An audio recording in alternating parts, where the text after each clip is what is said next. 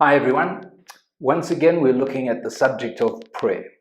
And today I want to focus on praying with understanding. There are many times when our prayers are panic prayers.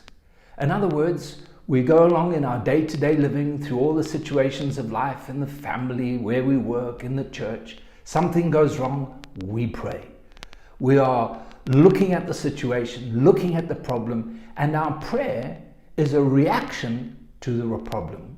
Our prayer is suddenly being overwhelmed, confronted. Now we need to pray. I don't believe that's what God wants of any Christian. He desires a Christian who is walking in the Spirit, a Christian who is awake in the Spirit, so that we can pray effectively. And we can, if I can say this, be one step ahead in every situation. I believe that's what God desires.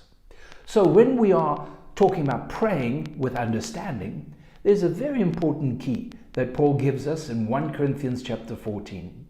He says, if I pray in tongues, in the Spirit, my spirit prays, but my understanding, he says, is unfruitful.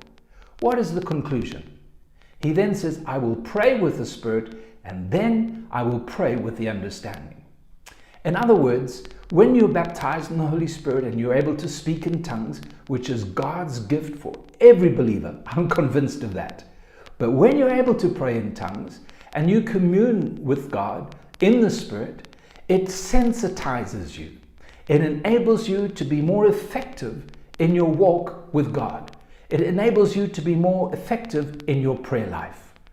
In the book of Jude, verse 20, he says, our faith is built up when I pray in tongues. So it's so important that when I'm praying in tongues, it's not just vain babblings. It's not just, things that I'm accustomed to, but it's the Spirit, it's my spirit communing with God, the deep things calling unto deep. There's a deep fellowship in the Spirit and understanding comes. So what I often do is I pray in tongues for a time, maybe a few minutes, whatever, and then I trust the Lord to lead me in my prayer life with understanding. And then I pray in English, which is my own language, with understanding. That's what God desires. We're not called just to babble our prayers. In fact, Jesus said in Matthew chapter 6, verse 7, that's what the heathens do, the pagans do. No. We are called to be spiritual men and women. Men of the Spirit, women of the Spirit. So I encourage you, pray in tongues, pray in tongues, pray in tongues as much as you can. And then wait on God. He will direct you to pray with understanding. God bless you.